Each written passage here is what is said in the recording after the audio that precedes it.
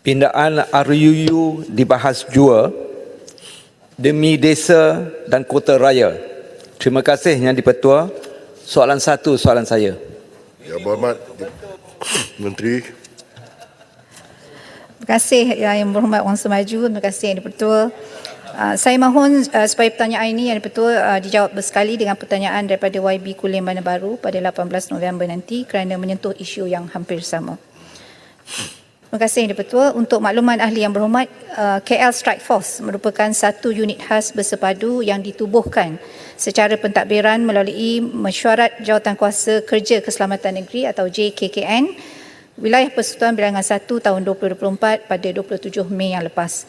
Jadi objektif KL Strike Force ini adalah untuk menangani isu-isu keselamatan dan ketenteraman awam secara pantas, berkesan dan berterusan di wilayah Persekutuan Kuala Lumpur. Sebelum penubuhan KL Strike Force, tiada penyerasan bagi operasi-operasi bersepadu agensi penguatkuasaan dan keselamatan di Kuala Lumpur, dan dalam hal ini KL Strike Force telah mengambil alih tanggungjawab menjalankan operasi bersepadu secara mikro dan juga makro, bertindak secara aktif terhadap isu-isu yang menyentuh hal-hal keselamatan dan ketenteraman awam, sama ada yang tular di media sosial maupun aduan awam. Jadi saya sendiri selaku YB Menteri di Jabatan Perdana Menteri Persekutuan merupakan penasihat kepada KL Strike Force ini dengan digerakkan oleh agensi-agensi utama yang lain sebagai ahli yang tetap.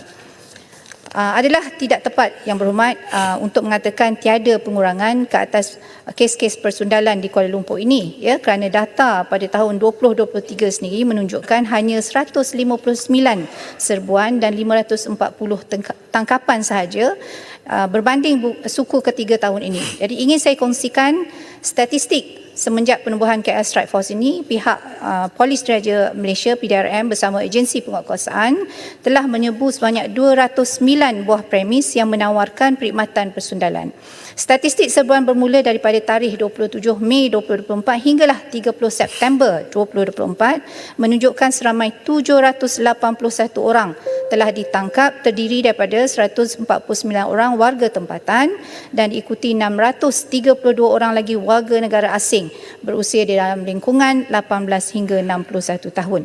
Tindakan pembenterasan giat dijalankan bagi menyekatkan aktiviti persundalan terutama di kawasan yang dikenal pasti berpotensi dalam menawarkan aktiviti ini, dan tiada tindakan pilih kasih sama ada penawaran persundalan golongan elit maupun golongan bawahan akan diambil tindakan yang sama.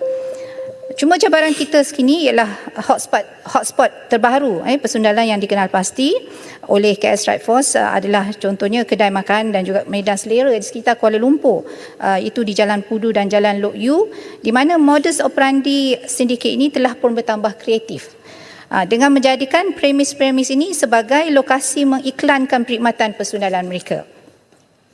Malahan memasuki era pasca normal, cabaran KL Strike Force adalah membenteras kegiatan persundalan yang sudah mula berpindah daripada premis konvensional kepada platform digital.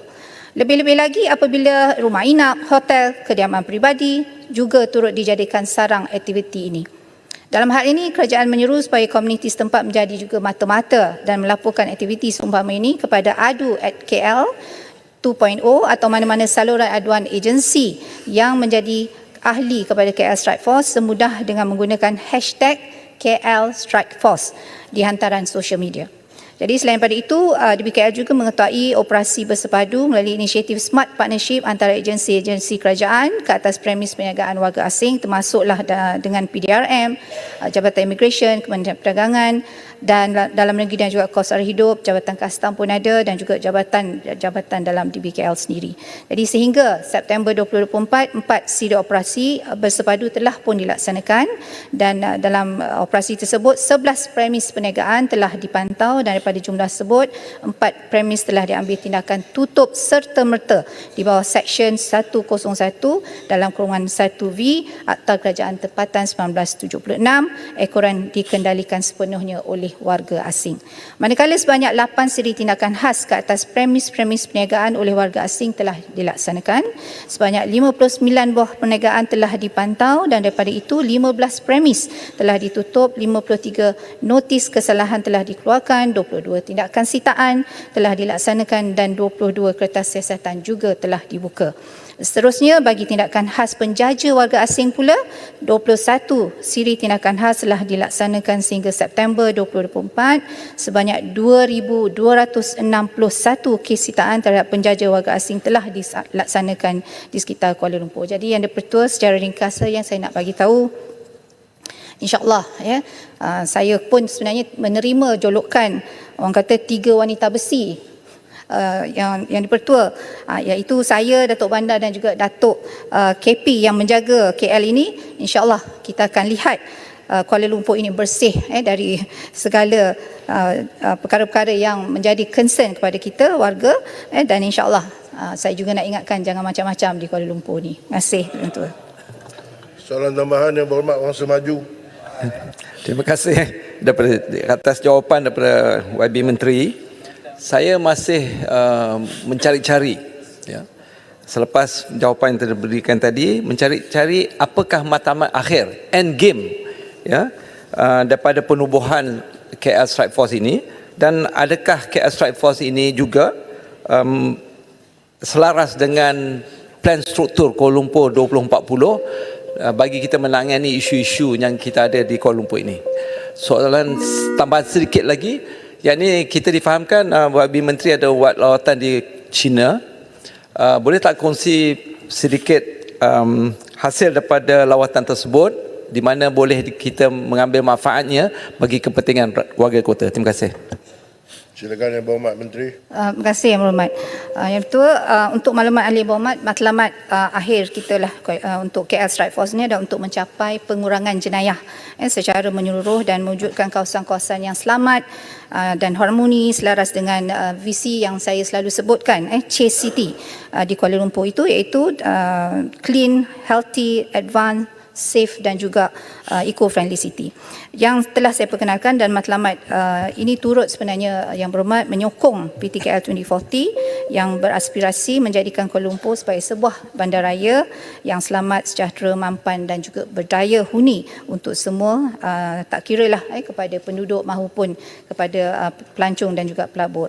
Jadi aspirasi kerajaan adalah untuk menjadikan kawasan yang sebelum ini dikenali sebagai hotspot jenayah, seperti contohnya Lorong Haji Taib, Chowkit, Pudu, Bukit Bintang dan sebagainya, sebagai zon yang bebas jenayah. Jadi walau bagaimanapun, selain pada penguatkuasaan, kita juga ada usaha untuk inisiatif yang kita namakan inisiatif placemaking, dengan mengenal pasti kawasan-kawasan tumpuan jenayah ini yang akan kita ubah menjadi ruang yang lebih selesa, aman, selamat, seperti contohnya di taman-taman, lorong-lorong yang cerah dan sebagainya. Juga di pusat komersial, ya. Jadi usaha ini turut disokong juga oleh teknologi terkini, dan teknologi terkini ini sebenarnya berpotensi untuk kita laksanakan di Kuala Lumpur. Dan inilah seperti yang Berhormat tanya tadi, bagaimana lawatan saya di China, dan lawatan saya alhamdulillah memberikan impact yang saya rasa sangat baik, ya, di mana kita belajar daripada China, Republik China, di mana mereka menggunakan dipanggil sistem smart city, ya. Saya telah pergi di smart city, contohnya di Longgang District Council, di syarikat-syarikat besar seperti Baidu dan juga Huawei contohnya, dan mereka menggunakan teknologi secara menyeluruh dan meluas. Bagaimana dalam kita menyelaraskan kerja-kerja di bandaraya besar, benarnya ia sangat-sangat dibantu oleh sistem smart city yang menggunakan teknologi tinggi termasuk AI. Terima kasih. Yang Berhormat Kulim Bandar Baru. Baik, terima kasih kepada Yang di-Pertua.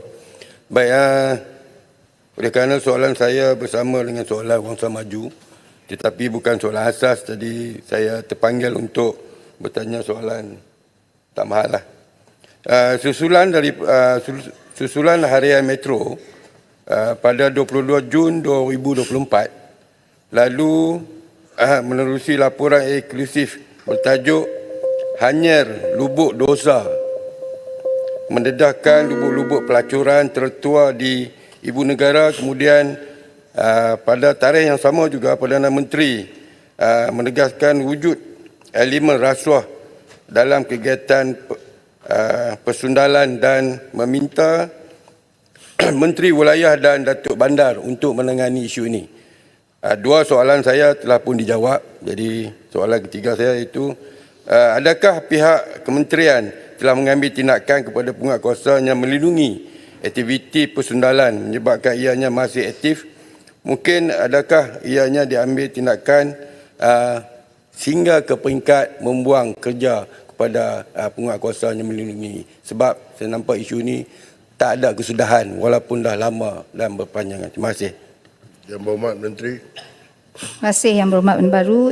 Jadi insya-Allah sebenarnya memang perkara-perkara seperti unsur-unsur rasuah ini kita kena melaksanakan dengan tekad yang tinggi. Jadi insya-Allah di BKL sendiri, Jabatan Wilayah Persekutuan, kita mengambil tindakan yang tegas dan tak ada kompromi. Telah beberapa kali saya sebut tiada kompromi kepada unsur-unsur yang terkait dengan jenayah rasuah dan sebagainya. Jadi yang ini sebenarnya kita ada beberapa peringkat dalam pelaksanaan. Apabila kita ambil aduan, terima aduan contohnya, maka apa yang kita akan lakukan ialah kita akan masukkan juga dalam jawatan kuasa untuk melihat kepada disiplin petugas tersebut. Kemudiannya jika ada misalnya aduan-aduan yang melibatkan SPRM, kita tidak akan melindungi dan tetapi kita akan memberikan seluas-luasnya kuasa kepada SPRM untuk melaksanakan orang kata siasatan dan kemudiannya jika tertuduh ataupun yang adu itu ada kesalahan-kesalahan jelas, maka kita akan ambil tindakan yang seperti mana yang seharusnya. Terima kasih.